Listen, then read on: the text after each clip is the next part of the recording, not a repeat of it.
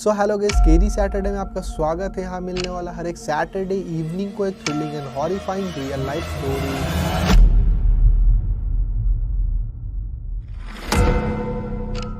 सो ये बात है 2018 की। तो महाराष्ट्र के एक छोटे से जगह में एक लड़का रहता था जिसका नाम था सुमित। सुमित 12th स्टैंडर्ड अभी जस्ट पास किया और बोर्ड्स में उसके 93% मार्क्स है और बहुत ज़्यादा स्टडीज़ में वो अच्छा था। वो पूरे टाइम ज़्यादातर पढ़ाई करता था, ना उसके ज़्यादा दोस्त थे, ना वो किसी से ज़्यादा बात करता था। पूरी तरह मतलब क्लास टॉपर था और पढ़ाई में बहुत ज़्यादा तेज़ था वो। और उसके मम्मी पापा को भी उस पर बहुत ज़्यादा ट्रस्ट था और फैमिली भी उसके बहुत ज़्यादा सपोर्टिव थे, क्योंकि सबको उस पर ट्रस्ट है कि सुमित तो बहुत ज़्यादा स्टडीज़ में अच्छा है, सबकी बातें मानता है, सारा कुछ अच्छा चल रहा होता है। सो बोर्ड्स का रिज़ल्ट जब सुमित के पापा ने देखा तो पापा को भी बहुत अच्छा लगा। उसने सबका पैर छुआ और आशीर्वाद लिया सबसे। तो उसके पापा बोलते हैं कि आगे का क्या तैयारी है, आगे क्या करना है तुमको। तो सुमित बोलता है कि जो मैं परस्यू करना चाह रहा हूँ यहाँ पॉसिबल नहीं हो पाएगा, मुझे मुंबई जाना पड़ेगा, तो वहाँ से मैं कंटिन्यू कर पाऊँगा। तो उसके पापा बोलते हैं कि तुम जहाँ भी जाना चाहो हम लोग करवा देंगे तुमको जैसे भी करके। तो वो लोअर मिडिल क्लास फैमिली से बिलोंग करता था, तो उसके पापा पास उतना पैसा था नहीं, और मुंबई में आप सबको पता है कितना ज़्यादा खर्च होता है। बट फिर भी उसके पापा बहुत ज़्यादा सपोर्टिव थे, चाहे कुछ भी हो जाए वो रोक नहीं सकते थे सुमित को पढ़ाई से। तो उसके पापा डिसीज़न लेते हैं कि वो अपना बाइक को सेल कर देंगे और वो जो भी काम पे जाते हो या तो पैदल चले जाएंगे या ऑटो से चले जाएंगे। बट ये सुनकर सुमित बोलता है कि नहीं, अगर आपको ये सब करना पड़ रहा है तो मैं नहीं जा पाऊँगा, क्योंकि इस तरह वो नहीं देख सकता अपने पापा को। बट उसके पापा बोलते हैं कि कोई बात नहीं, कुछ साल में तो तुम जब जॉब वॉब करोगे, तुम इतने अच्छे हो स्टडीज़ में, तो तुम खुद ही मुझे एक नया बाइक ख़रीद कर दे दोगे, तो उसका टेंशन नहीं है। तो सुमित एग्री कर जाता है कि ठीक है, बट आप लोग अपना ध्यान देना। तो सब कुछ पैकिंग वैकिंग हो रहा होता है। फिर मुंबई में उसका एक फ्रेंड रहता है जो 2-3 साल पहले ही वहाँ पे शिफ्ट हो चुका है, जो उससे 2 साल सीनियर है, जिसका नाम है नितेश।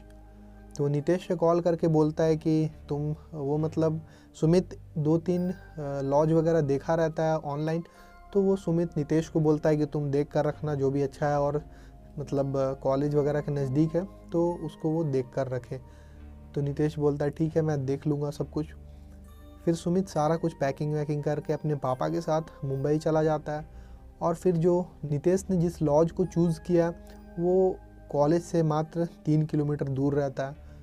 तो फिर सारा कुछ लॉज वगैरह देख लेता है। रूम जब देख लेता है सुमित और उसके पापा, तो दोनों को रूम अच्छा लगता है कि अच्छा खासा है और बहुत ज़्यादा महंगा भी नहीं है, और सारा कुछ जितना भी है सब आसपास में सारा कुछ मिल जाएगा। मार्केट वगैरह भी ज़्यादा दूर है नहीं और कॉलेज भी ज़्यादा दूर नहीं है। तो फिर सुमित अपने पापा को छोड़ने स्टेशन चला जाता है। तो स्टेशन से छोड़ देता है, उसके बाद फिर वापस अपने रूम में आता है। और नेक्स्ट डे जब वो नितेश से मिलता है तो नितेश से सारा कुछ पूछ लेता है कि मेस वगैरह कहाँ है, कहाँ पे खाना खा सकते हैं, सारा कुछ वो पता कर लेता है। और फिर कुछ नेसेसरी गुड्स ख़रीदने के लिए जो वहाँ पे रहने के लिए ज़रूरत पड़ेगा वो सब ख़रीदने लगता है। तो जैसे ही वो ख़रीदने लगता है वो देखता है कि उसका पर्स तो उसके पॉकेट में है ही नहीं। उसको याद है कि वो तो घर से लेकर निकला है। फिर वो वापस से रूम जाता है तो रूम में नोटिस करता है कि वो रूम में ताला ही उसने बंद नहीं किया, क्योंकि वो उसका फर्स्ट टाइम था तो उसे ये सब की आदत थी नहीं। पहले तो वो थोड़ा डर जाता है, फिर जब रूम के अंदर जाता है अपना पर्स ढूंढता है तो पर्स उसको मिलता ही नहीं है कहीं पे भी। तो सारा ढूंढ रहा है, हर जगह हर एक जगह, मतलब जितना भी पॉसिबल हो सके हर जगह देखा, तो उसे उसका पर्स नहीं मिला। तो उसे लगता है कि वो पर्स चोरी हो चुका है। तो फिर जो वार्डन वगैरह होते हैं वहाँ लॉज में, उससे वो पूछता है। तो वो बोलता है कि तुम्हें तो ताला बंद करना होता है ना, ताला बंद कर देना चाहिए था, क्योंकि यहाँ पे तो रूल है बिना ताला बंद किए तो तुम जा नहीं सकते हो, सीसीटीवी भी यहाँ पे नहीं है। तो बोलता है कि पता नहीं था, मैं नया हूँ। तो वो वार्डन पूछता है कितना अमाउंट था उसमें। तो सुमित बोलता है 60,000 था और 50,000 कल मुझे एडमिशन के लिए ज़रूरत पड़ेगा, और कल लास्ट डेट है एडमिशन का, करना बहुत ज़रूरी है, और सारा कुछ मुझे कल पेमेंट करना है, मैं क्या करूँ समझ नहीं आ रहा। तो बोलता अब तो वो मिलने वाला नहीं है, क्योंकि जो भी तुम्हारा पैसा लिया होगा वो तो यहाँ होगा नहीं, वो तो चला गया होगा तुम्हारा पैसा लेकर, वो कहीं यूज़ भी कर दिया होगा या किसी को दे दिया होगा, क्योंकि अब तो तुम बता रहे हो जैसा 2 घंटा हो गया ये सब हुए। तो वो बहुत ज़्यादा डर जाता है, बहुत ज़्यादा टेंशन में आता है कि अब करे क्या, कुछ समझ नहीं आ रहा है। और फिर ये सब होता है, उसके पापा का कॉल आता है। तो पापा सुमित का आवाज़ सुन के समझ जाते कुछ गड़बड़ है शायद। तो वो बोलते क्या हुआ बेटा, क्या हुआ, तुम ऐसे क्यों बात कर रहे हो। बट वो अपने पापा को टेंशन नहीं देना चाहता है, क्योंकि ऑलरेडी उसके पापा ने अपना बाइक सेल कर दिया है उसके लिए। तो वो बोल देता है कि कुछ नहीं, बस थोड़ा मैं गिर गया था तो वैसा इस रीज़न, और कुछ दिक्कत नहीं है। तो वो बता नहीं सकता। तो उसके पापा बोलते हैं कि क्या कैसे क्या हुआ, लेकिन नहीं कुछ नहीं, हल्का सा बस खरोच है, कोई बात नहीं। तो बोलते तुम ध्यान दो प्लीज़ अपना, ऐसे करके। तो ये सब होता है। उसके बाद वो बहुत ज़्यादा टेंशन में आता है, उसके पास ज़्यादा टाइम भी नहीं है और कल एग्जैक्टली उसे एडमिशन लेना है। तो फिर वो सीधा सीधा नितेश के पास जाता है। तो नितेश के पास जाता है, वो सब कुछ बताता है कि मेरा पर्स चोरी हो गया, सारा कुछ बताता है। तो नितेश बोलता है ऐसे कैसे हो सकता है, अब कैसे करोगे, कल तो तुम्हारा एडमिशन है। बोलता है कल मुझे लेना ही पड़ेगा, कल लास्ट डेट है, कल के बाद तो हो नहीं पाएगा।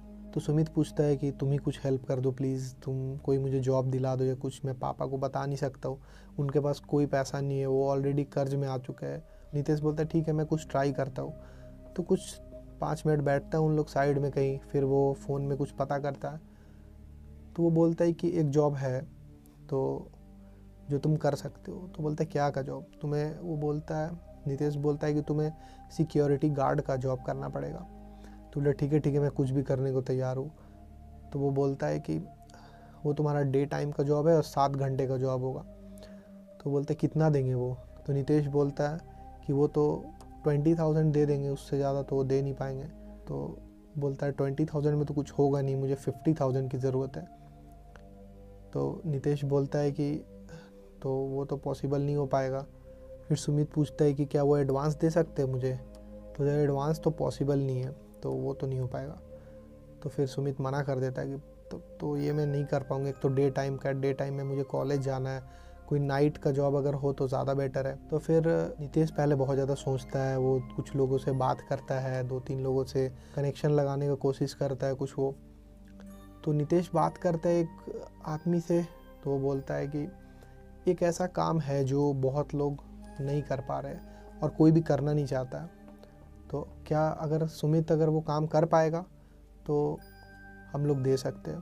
तो नितेश आता है, फिर सुमित से पूछता है कि वो जिससे बात कर रहा है वो बहुत ज़्यादा सीनियर है, बहुत ज़्यादा मतलब उनका हॉस्पिटल वगैरह भी है और फॉरेंसिक में भी कनेक्शन है बहुत कुछ।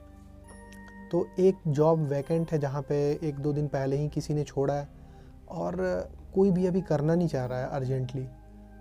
तो वो तुम्हें 1 लाख रुपए दे सकते हैं, रात भर का तुम्हें जॉब है, तुम्हें कुछ नहीं करना है, बहुत सारी लाशें रहती है तो उनका देखभाल करना है और बाकी जो भी काम होगा वो तुम्हें बता दिया जाएगा। तो वो बोलता ही नहीं ये तो बहुत डेंजरस है, मैं कैसे करूँगा ये। तो तुम सोच लो फिर, कल तो तुम्हें करना है। तो पूछते हैं क्या वो एडवांस देंगे। तो नितेश पूछता है तो वैसे तो वो देते नहीं है बट इस मंथ का वो एडवांस दे सकते हैं। तो सुमित तो पहले तो बहुत डर जाता है कि रात भर का काम है, डेड बॉडीज़ के साथ रहना है, तो बहुत ज़्यादा रिस्की भी लग रहा है, बहुत डर भी लग रहा है। तो वो मना कर देता है कि नहीं मैं ये तो नहीं कर पाऊँगा, क्योंकि मॉर्ग में काम करना इतना ईजी तो है नहीं और वो कभी ऐसा जगह गया नहीं है, वो बहुत ज़्यादा डरता है ये सब चीज़ों से। तो सुमित फिर जाने लगता है, बट जाने ही लगता है तो अपने फ़ोन में वो देखता है कि नोटिफिकेशन आया हुआ रहता है कि एडमिशन का कल लास्ट डेट है, कल 2 बजे तक अगर एडमिशन नहीं हुआ तो फिर नेक्स्ट ईयर आना पड़ेगा, 1 साल बर्बाद होगा और कुछ नहीं कर पाएगा, टाइम वेस्ट होगा, एज भी उसका निकल सकता है। तो उसके पास कोई ऑप्शन नहीं होता। फिर वो वापस नितेश के पास जाता है और बोलता है कि ठीक है मैं ये कर लूँगा ये जॉब, बट एडवांस प्लीज़ मुझे दिलवा देना। तो वो बोलता है कि अच्छा एक दिन तुम आज काम कर लो, कल डेफिनेटली तुम्हें एडवांस मिल जाएगा, उसका दिक्कत नहीं है। तो फिर वो बोलता है कि कहाँ जाना पड़ेगा मुझे। तो नितेश बात करता है जिससे भी वो, फिर वो एक नंबर भेजता है और नितेश वो सुमित को देता है, बोलता है कि तुम इवनिंग में करीब 8 बजे इस नंबर पे कॉल कर लेना, फिर वो सब कुछ तुम्हें समझा देंगे। तो फिर सुमित बोलता है ठीक है। तो फिर जब शाम हो जाती है तो सुमित वैसे ही उस नंबर पे कॉल करता है और कॉल करता है तो सामने से एक आदमी का आवाज़ होता है तो वो बोलता है कि तुम्हें मैं एक लोकेशन भेज रहा हूँ, जगह का नाम वो बताता है और लोकेशन भी भेजता है व्हाट्सएप पे। तो उस नंबर पे एक लोकेशन आता है, लेकिन तुम यहाँ पे आ जाओ, फिर मैं तुम्हें समझाता हूँ सारा कुछ। तो सुमित चला जाता है। तो एक हॉस्पिटल होता है बहुत बड़ा, और वहाँ पे वो जाकर कॉल करता है कि मैं आ गया। तो फिर वो एम्बुलेंस के पास आने के लिए बोलते हैं।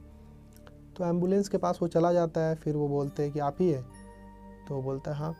तो वो बोलता है कि जो स्ट्रेचर से डेड बॉडी आ रहा है उसको एक साइड से पकड़ो, एक साइड से मैं पकड़ता हूँ।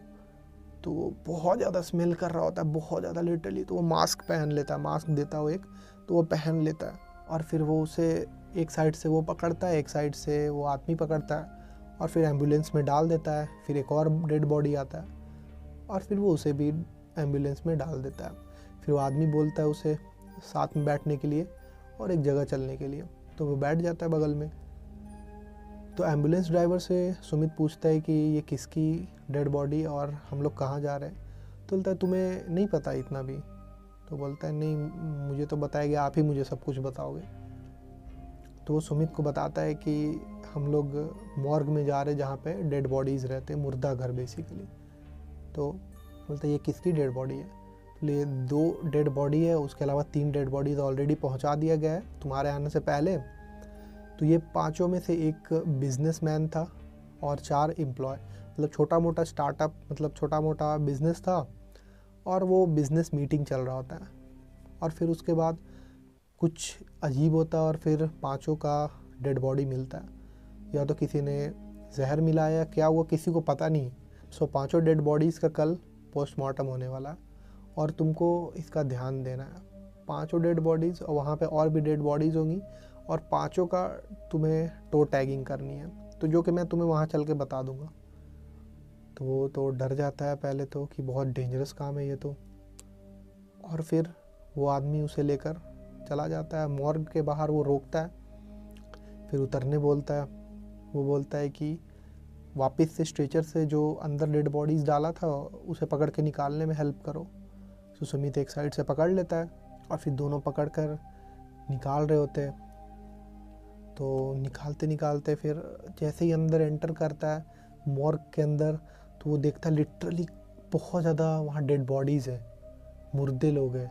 वो देखकर बहुत उसे मतलब चक्कर आने लगता है, अंदर से अजीब लगता है, हार्ट बीट तेज होता है। वो सोचते हैं कि मुझे यहाँ रात भर अकेले रहना है।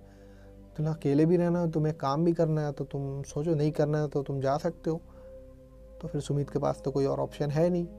फिर वो आदमी सुमित को समझाता है कि वहाँ पे साइड में एक मशीन रखा हुआ है जिससे टो टैगिंग होता है। टो टैग होता है, आपको पता होगा, डेड बॉडीज़ का मतलब जो टो में जो पैर का अंगूठा रहता है उसमें वो टैगिंग किया जाता है, सारा कुछ नंबर और कुछ इन्फॉर्मेशंस रहता है। तो फिर वो समझ लेता है कि कंप्यूटर वहाँ पे सिस्टम है, वहाँ पे उसमें सभी का इन्फॉर्मेशन लिखा हुआ है और फेस मैच करना है और फिर उसका टो टैगिंग करना है, सारा कुछ प्रिंट करना है। तो मशीन से वो सब कुछ बता देता है उसे। फिर बोलता है कि ठीक है मैं जा रहा हूँ। ये सब करने के बाद तुम्हें सुबह तक वेट करना होगा जब तक कोई आए ना, और तुम्हें सभी डेड बॉडीज़ का ध्यान रखना होगा। तो सुमित तो वैसे ऊपर मन से तो बोल देता है ठीक है कोई बात नहीं, बट अंदर से बहुत ज़्यादा डर रहा होता है। तो फिर वो बोलता है चलो स्ट्रेचर्स को लेके पहले तो अंदर एम्बुलेंस में रख दो। तो जो दोनों डेड बॉडीज़ को लिटा दिया जाता है एक बेड पे, दोनों अलग अलग बेड पे छोटे छोटे, और वो स्ट्रेचर को वापस एम्बुलेंस में रखता है। फिर जो एम्बुलेंस ड्राइवर होता है वहाँ से चला जाता है, और वो जाता है तो सुमित का हार्ट बीट और तेज़ हो जाता है। और फिर वो अंदर जाके मॉर्ग को अंदर से बंद कर देता है, जैसा उस आदमी ने बोला उसे अंदर से बंद करता है। तो जैसे ही वो अंदर जाता है, तो जैसे ही वो जा रहा होता है एक डेड बॉडी के करीब वो देखता है तो उसका आँख खुला हुआ था। तो वो देखकर वो बहुत ज़्यादा डर जाता है, कि नर्वस हो जाता है। ओ माय गॉड, मतलब थोड़ा अजीब लगता है कि वहाँ पे कोई और है नहीं और रात है। तो वो ये सब इग्नोर करके समहाउ अपने आप को काम रखने का ट्राई करता है। और फिर वो उस मशीन के पास जाता है जहाँ जिस मशीन से टो टैगिंग होता है।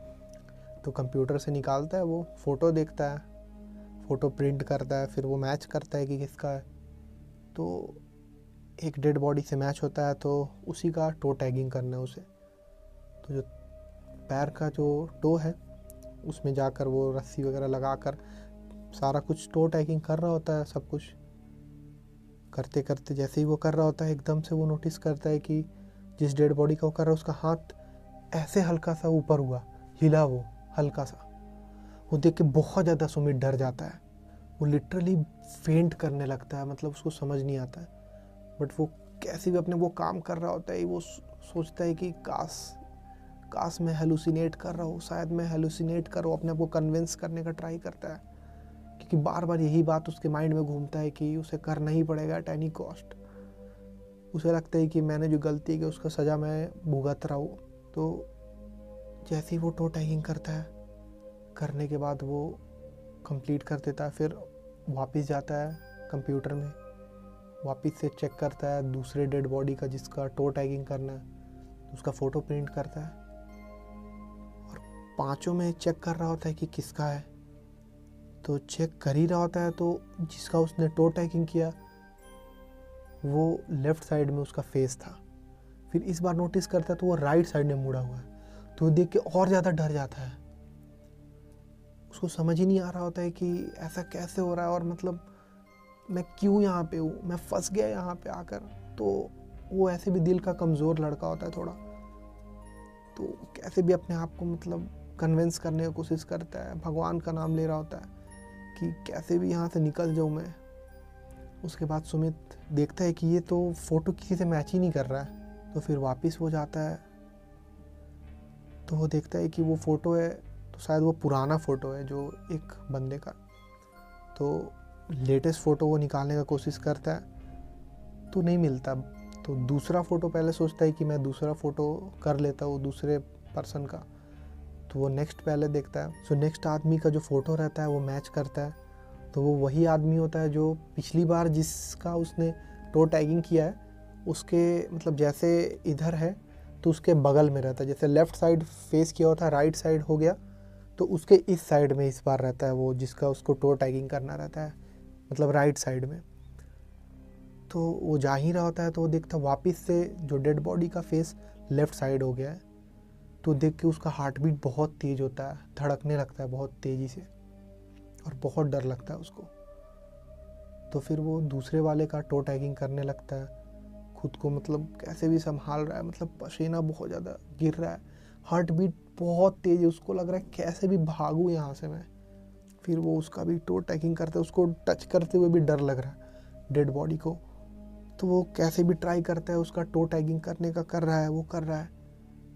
सो जैसे ही वो टो टैगिंग कर रहा है, जैसे वो मतलब पर्सन है तो वो इस साइड में मतलब जो पीछे वाला जिसका पहले वो कर चुका है, जिसका फेस इधर उधर वो देख चुका है, उसके साइड उसका पीठ है और वो इस साइड से खड़ा होकर टो टैगिंग कर रहा है। तो जैसे ही वो टो टैगिंग कर ही रहा होता है वैसे ही उसको बेड पर ही किसी के बैठने की आवाज़ आई। मतलब उसको लगा कि कोई बैठ रहा है ऐसे करके और फिर हार्ट बीट उसका बहुत ज़्यादा तेज, उसको बस फील हो रहा है ऐसा। वो देख नहीं सकता, वो इतना डरा वो पीछे मुड़ भी नहीं सकता है और लिटरली उसको आवाज़ आ रहा है मतलब बेड से बैठने का किसी के, मतलब ऐसा उसको फील हो रहा है कि कोई बैठ रहा है शायद। और अंदर से मतलब उसको बहुत अजीब लगने लगा, मतलब पूरी तरह रोंगटा खड़ा हो चुका है उसका और वो अकेला है लिटरली वहाँ पे अंधेरे में। बहुत ज़्यादा उसको डर लग रहा होता है उस पॉइंट ऑफ टाइम में। बट वो बहुत ज़ोर से सांस लेता है, इग्नोर करता है उसे और उसका टो टैगिंग कंटिन्यू करने लगता है। और फिर एकदम से एक बूढ़े इंसान के रोने की आवाज़ आती है, बहुत वियर्ड, जो सुन के अच्छे इंसान की हालत ख़राब हो जाए। अजीब सा रोने का आवाज़ आने लगता है उसको उसी साइड से।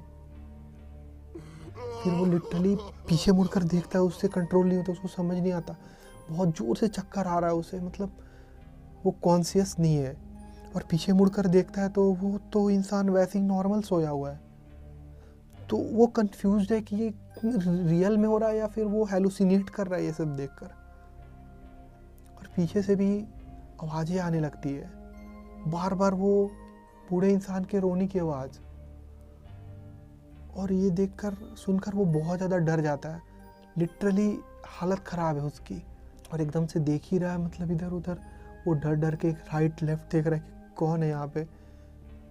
तो वैसे ही उसको फील होता है किसी ने उसके कंधे पर हाथ रखा। मतलब इसके बाद तो वो मतलब बर्दाश्त नहीं कर पाया, वो कंट्रोल नहीं कर पाया। उसके बाद उसके साथ क्या हुआ उसे भी नहीं पता। फिर एकदम से नेक्स्ट डे मॉर्निंग में उसकी आँख खुलती है, वो हॉस्पिटल में होता है और वो देखता है कि उसके मम्मी पापा उसके सामने है और डॉक्टर भी है। तो वो होश में आता है, तो उससे पूछा जाता है सब कुछ। तो सुमित सॉरी बोलता अपने पापा को। उसके पापा पहले तो गुस्सा करते, तुम्हें ऐसे ये सब करने की क्या ज़रूरत थी, मैं था ना। फिर उसके पापा बताते कि तुम वहीं पे बेहोश थे, तो सभी ने तुम्हें लाया वहाँ पे और तुम्हारा बॉडी एकदम ठंडा हो चुका था बहुत। तो हमें लग रहा था कि पता नहीं क्या हुआ, बट डॉक्टर ने बताया कुछ हुआ नहीं, बस थोड़ा सदमा आया है मतलब ब्रेन में। तो उसके पापा बोलते हैं मैं कुछ भी करके तुम्हारा पढ़ाई कंटिन्यू कराऊंगा, तुम्हें ये सब करने की कोई ज़रूरत नहीं, मैं हूँ जिंदा तुम्हारे लिए। तो उसके पापा और भी ज़्यादा लोन लेते हैं कि मैं लोन तो ले रहा हूँ बट ये तुम्हारे लिए एज अ लोन है, तुम्हारे ऊपर भी, तुम्हें ये चुकता करना है ये लोन, तुम्हें पास करके और अच्छा मार्क्स ला के। तो सुमित प्रॉमिस करता है कि ठीक है मैं बहुत स्टडीज़ करूँगा, ये सब पे ध्यान नहीं दूंगा। उसके बाद बोलते हैं अगर तुम ये सब में ध्यान दोगे तो तुम पढ़ाई में फोकस नहीं कर पाओगे। फिर सुमित बहुत ज़्यादा मेहनत करता है, बहुत ज़्यादा मेहनत करता है स्टडीज़ में, और जो वो चाहता है उसको बहुत अच्छा खासा जॉब भी मिल जाता है, अच्छा खासा बोनस भी मिलता है, उससे वो सारा लोन वगैरह चुकता कर देता है। बट ये ट्रॉमा उसके माइंड में हमेशा रहता है और हमेशा बार बार उसे रिकॉल होते रहता है ये चीज़। So that is it for today guys. So ये स्टोरी आपको कैसा लगा कमेंट में मुझे ज़रूर बताना, अच्छा लगा तो लाइक ज़रूर से कर देना, और इस तरह के और भी हॉरर स्टोरीज, थ्रिलर स्टोरीज़ के लिए ये चैनल सभी लोग सब्सक्राइब कर दो, क्योंकि हर सैटरडे को यहाँ इवनिंग पे एक वीडियो अपलोड होगा जो कि हॉरर थ्रिलर से भरा भरा होगा, जो आपको बहुत ज़्यादा मज़ा आने वाला है। तो सब्सक्राइब कर दो। Thanks and all the best to everyone guys.